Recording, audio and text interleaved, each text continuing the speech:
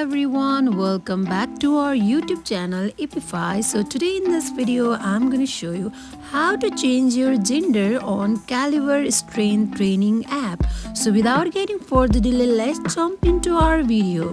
First of all, open up Caliber app. Make sure you have already downloaded it on your device. If you are iPhone user, you can go to App Store and download it. If you are Android user, you can go to Play Store. Once you open up it, it will land up you to this kind of interface. Firstly, it will show up you home page. So here go to menu on bottom right corner. Now here go to or tap on my account and again tap on personal information. So here you will be seeing your gender section. Simply tap on it and here select your gender. Once you are done, tap on save button.